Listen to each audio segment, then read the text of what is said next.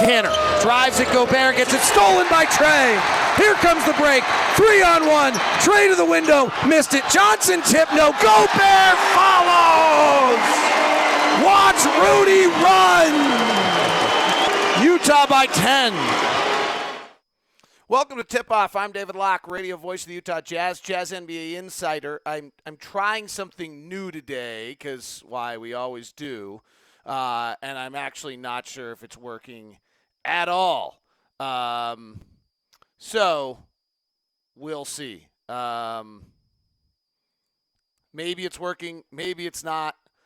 Maybe you have a picture of me. Maybe you don't. But on the audio, I know it's working. That's the one guarantee of all time. Welcome. I'm David Locke, radio voice of the Utah Jazz, Jazz NBA insider. I'm hoping that we have a bunch of new people tuning in today, because what we have last night was a wonderful, wonderful event. And what that event was the new season ticket holder event. And I loved it. I had a blast. It is so great to see people and who have just embarked upon being a Jazz season ticket holder. And it's just fabulous to see it, interact with those people. I really had a wonderful time last night. I want to thank everybody who came out, and I really hope that everyone enjoyed it. And a few of you are catching this for the first time, is the hope. So that's what I'm hoping, is that a few of you have jumped on this for the very first time and are going to learn about it. So what is Tip-Off? Tip-Off is my daily conversation with you about the NBA and the Utah Jazz. And we try to just kind of hang out a little bit and chat. I usually have a cup of coffee first thing in the morning. It's recording at 9:11 in the morning. I was trying a new way to get this to you today. I have no idea if it's working or not. And doesn't seem to be doing all the things I wanted to do, so we'll have to figure this out. But nonetheless, we hang out. We chat a little bit. We have a feature that we run every day that is called Pins Across the World, and it's you sharing where you're listening from and your backstory about how you became a Utah Jazz fan, and we have certainly enjoyed doing that, and let's do it again. Emmanuel Baez emails us today. As other global Jazz fans have contacted you, I figure I should do the same. I'm from Santo Domingo, Dominican Republic, but have been living in D.C. for the past year. I've been a Jazz fan since 1995. Stockton is my favorite player ever. Sadly, I missed the team game here in D.C. last year, as I had to go to a wedding in the Dominican Republic on that weekend, but will definitely attend the game January 23rd against Wizards. I've been listening to your podcast for the last 8 months. I'm way more knowledgeable about the team and the league as a whole. Thank you very much. I also wanted to mention that I also read and listen to Grantland Zach Lowe. I was amused by the fact that everything he and El Hassan said about the Jazz in their podcast, I already knew from yours. That would just mean that those guys are good and do their research.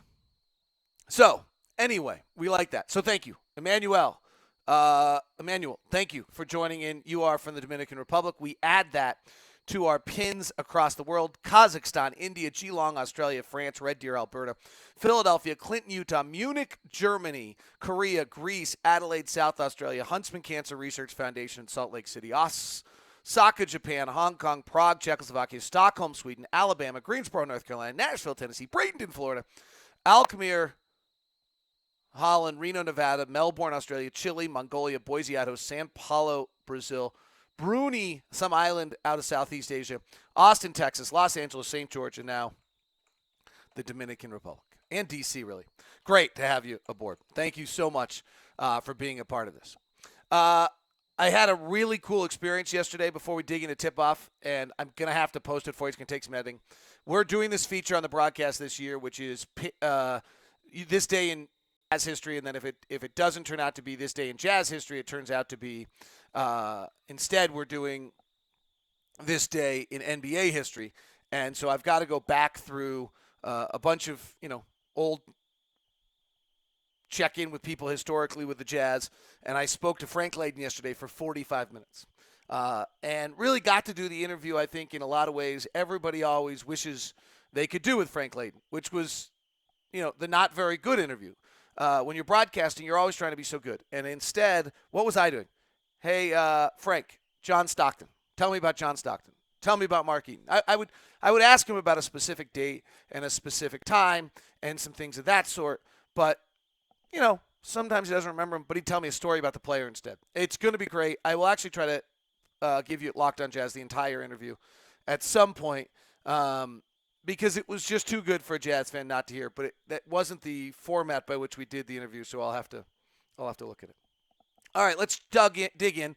We always start off with the NBA 5 if I don't babble too long about something else. Rajon Rondo, George Karl, interesting. Rondo asked about his relationship with Karl yesterday. He said it's not going well. We've had quite a lot of fights in the last few days. Interesting to hear him say that. Kobe banged his knee last night, but seems to be fine. Michael Carter-Williams, who has shot terribly, as has our own Trey Burke. I mean, the two of them have had historically poor starts to their careers shooting. Will, in year 3, either of them make a big jump? That's what we're hoping to see. As we talked about yesterday, Trey is at 38% in the preseason. We're hoping that's not an indicator. Michael Carter-Williams, after going 6 for 9 the other night, goes 1 for 11 last night. You just wonder whether or not he's going to be able to figure that out. It's vital for Milwaukee to have that. One of the players in the offseason that I talked a lot about, I was really interested in the Jazz trying to pick up along the way, was John Jenkins in Dallas. Or he was in Atlanta. He is in Dallas right now. He is tearing it up. He's going to make that team, and he may get a lot of time with Chandler Parsons and Wesley Matthews hurt. And in the Western Conference, the ongoing discussion about who is number 2 is there. But let me tell you, someone's got to talk about how deep the Rockets are. The Rockets are crazy, crazy deep right now. And it's an impressive array of talent that they have coming off the bench, whether it's Clint Capella, whether Corey Brewer comes off the bench, whether it's Terrence Jones or Donatas Motiejunas. That team is as deep as any in the Western Conference. Here's what I really kind of want to dig into today. I think there's been 2 very, very good analytical pieces written in the last 2 days about shot selection in the NBA. Tom Haberstroh, Kirk Goldsberry, both relayed to ESPN, one with Grantland and one with ESPN Insider, have done this. Tom Haberstroh wrote yesterday a really, really good piece called How the NBA is Doubling Down on Its Love of the Three. And what was most is correlation between the amount of three-point shots taken in the preseason and then what happens in the regular season. Now, for those of you that are new to the podcast, we've talked about this a ton. The league has been way behind on the three-point shooting. The 5 best three-point shooting teams in the NBA last year, 4 of them were in the conference finals, and the 5th was the Clippers, who were the 5th best team in the league. So the 5 best three-point shooting teams were all 5 were the best teams in the league. You look at three-point attempts, frankly, not necessarily even makes, and you have the best teams in the league. At some point, you have the people who shoot the corner 3 the most. It's just almost sometimes a volume issue of what's creating in spacing that has to be done. There are teams that believe in it. There are teams that run it offensively. There are teams that don't.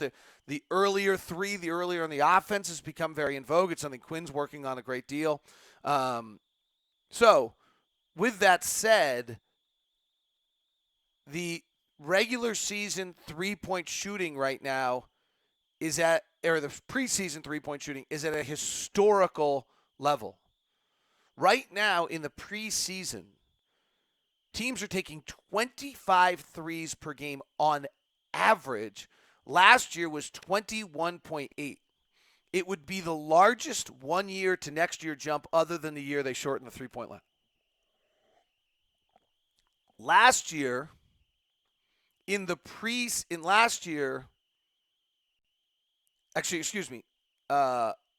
last year they shot 22.4 per game. Okay? 22.4. Preseason last year, they shot 21.8. Almost the exact same. 22.4, 21.8. So you were at 22 last year. We're at 25 in the preseason. It's a big jump. It's about 13, 14%. And what Tom shows out is that has actually tracks pretty consistently throughout the years. That teams take that whatever happens in the preseason happens in the regular season. So the 3 becoming even more important than it already has, and increase importance of it. It's where yesterday on the show I talked about Alec Burks only taking 3 threes in 4 games in this many minutes. It's disturbing. You can't be a shooting guard in the NBA and not shoot the 3. You just can't. Kirk Goldsberry wrote a great piece on another aspect of shot selection today. So I'm going to build these two together. The one takeaway that's really come from all the StatsView cameras, and the StatsView cameras are the cameras that are now in every arena, tracking every movement, can tell us what every pass is, every dot. I'll use a bunch of stuff throughout the year on the podcast on that. The one takeaway is that shots immediately following a pass are much higher percentage than one-on-one basketball. Last year, 53% of shots were assisted, 47% were not. The assisted shots went in 51% of the time. Unassisted shots went in 38% of the time. It's a huge difference. Assisted shots, 51% of the time. Unassisted shots, 38% of the time. Okay? You look at who led the league in assists last year, and it reveals 4 of the NBA's top 5 teams in assists per game also ranked in the top 5 in shooting. Makes sense. Goldsberry did a nice job with this today. It's at Grantland. Let me say that again. The top assist leaderboard reveals that 4 of the NBA's top 5 teams in assists per game also rank in the top 5 in shooting. Goldsberry digs deeper. This is a great point.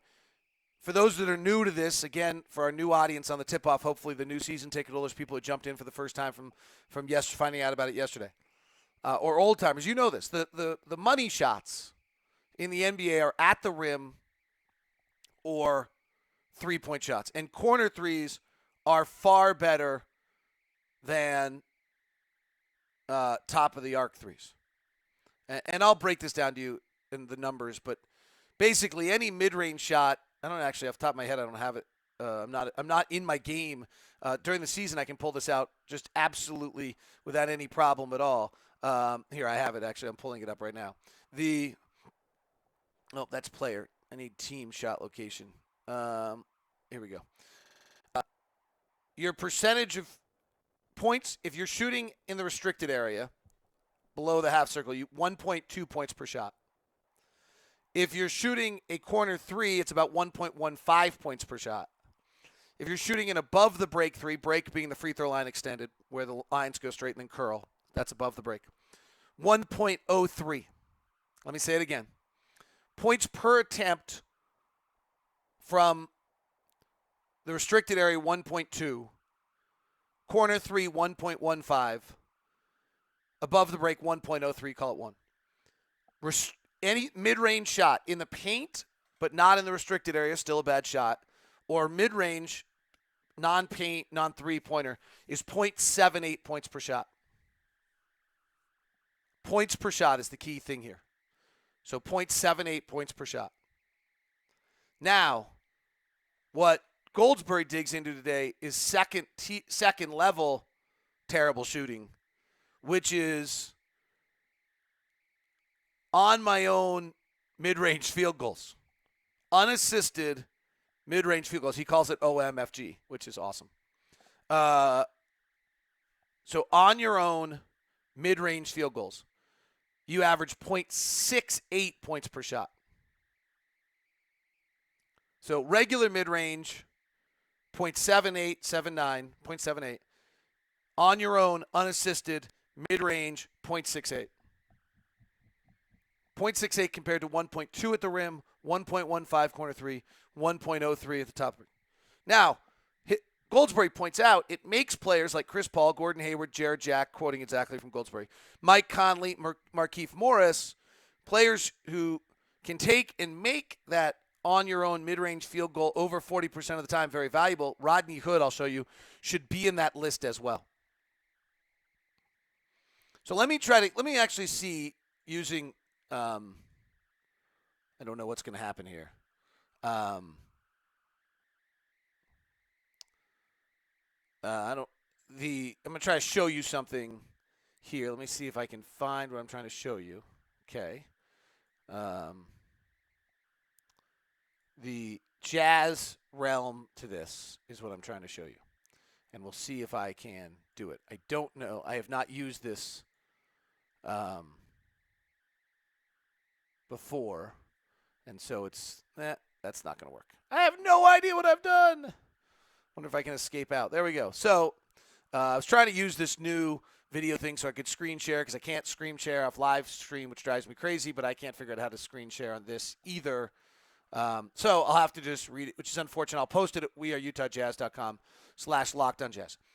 This isn't quite assisted versus unassisted in the same way and mid-range. I don't have the second tier dig deep that Kurt Goldsberry has, but it's the same concept. The Jazz last year shooting, if they took one dribble, two dribbles, no dribbles, okay? Our effective field goal percentage, which weighs three-point shooting, if you take no dribbles, the Jazz shot 55.6%, 52% of our shots, and it was 55.6% effective field goal percentage. Effective field goal percentage weighs the three-point shooting if everything were the same. So 55. Minute we take one dribble, the team, goes down 9 percentage points to 46.7. Two dribbles goes to 43.9. 3 to 6 dribbles drops to 40.2, and 7 dribbles to 36.2. So to back up Goldsberry's work, the Jazz match this perfectly. When we move it around, catch, shoot, effective field goal percentage 56%. Drops 10%, 10 percentage points with one dribble. Another 3 percentage points with another dribble. Another 4 percentage points with 3 to 6 dribbles. Another 4 percentage points if you exceed 6 dribbles. Got to pass. Now, to what we're watching right now with an offense that's not working, I don't think we're passing the balls well. Alex's first instinct is not to pass. Trey's first instinct is not to pass. So we have 4 non-shooters in our starting lineup right now, and we don't have great passers. It's going to be a heck of a job for Quinn Snyder to make this an average offense right now. It's an interesting dilemma for the Jazz offensively when you consider this. Part of me today, I thought you got to start Joe Ingles. What? Well, you start Joe Ingles. Your first substitutions are Burks and Hood together, and you go to the triple wing after 6 minutes of basketball. Gordon plays the whole quarter, then Gordon sits down. Maybe you bring Joe back. Play the triple wing some more.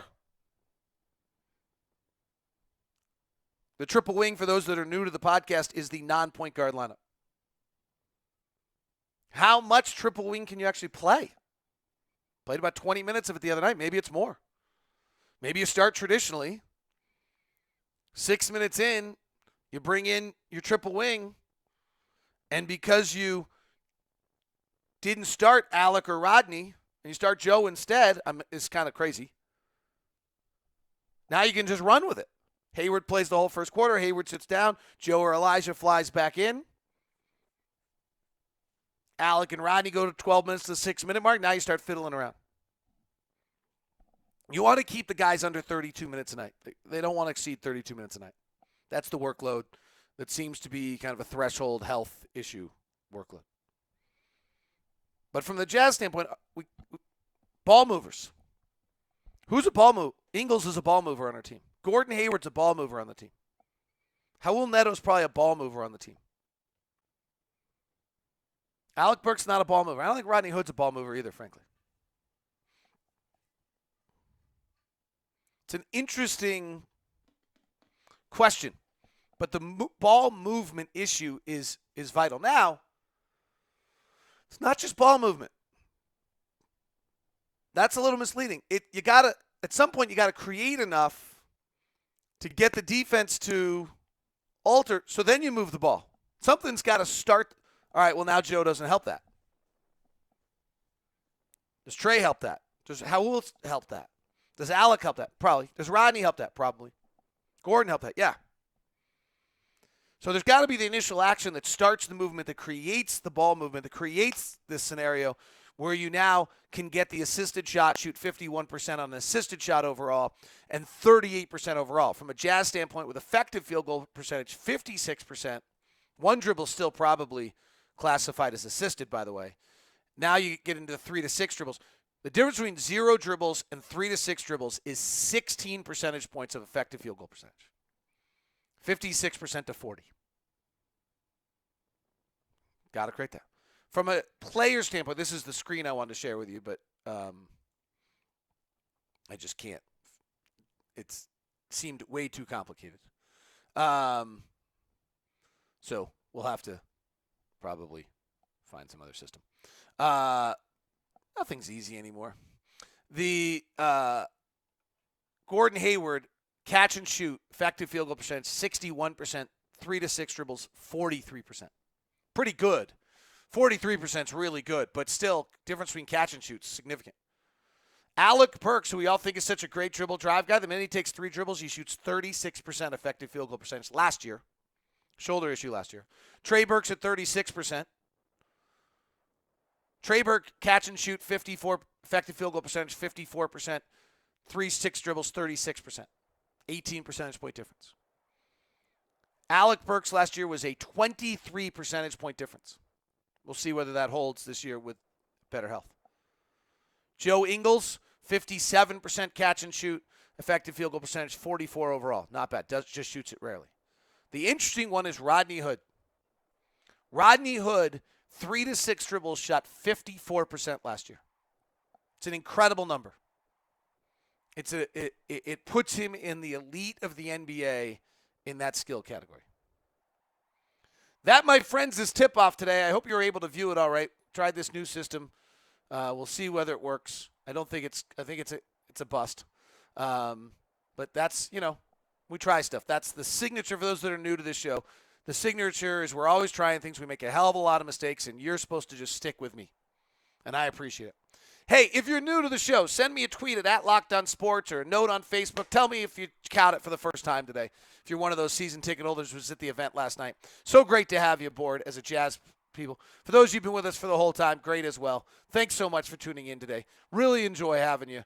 And hopefully we can continue to develop better technology and make this thing work. I'm discouraged today with what I was hoping to find. What I found was absolutely nothing any better than anything else. All right, talk to you soon. See you.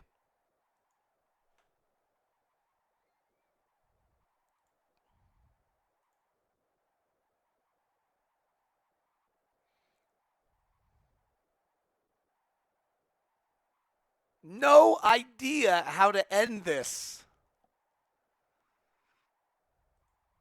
Yeah. Hi, how are you? A few of you that are still watching. It's me, just sitting here. No idea how to end this. Pretty interesting. Looks like my volume sucked on the microphone on the video too. When did I end this? New presentation? Save presentation? No, I don't want to save it. I want you to save it. Add source.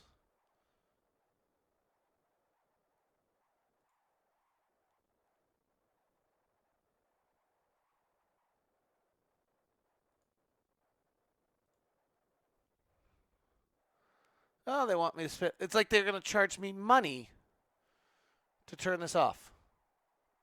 This is hysterical. I literally have no idea how to end this.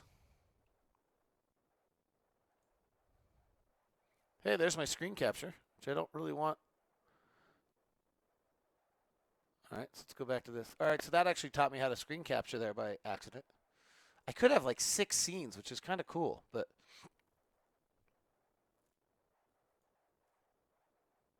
end. No button anywhere here on how to end. I could log out. I could exit. Let's see if I exit. That's my only choice. See ya. It says, do I want to log out or exit? No, I want to save the broadcast.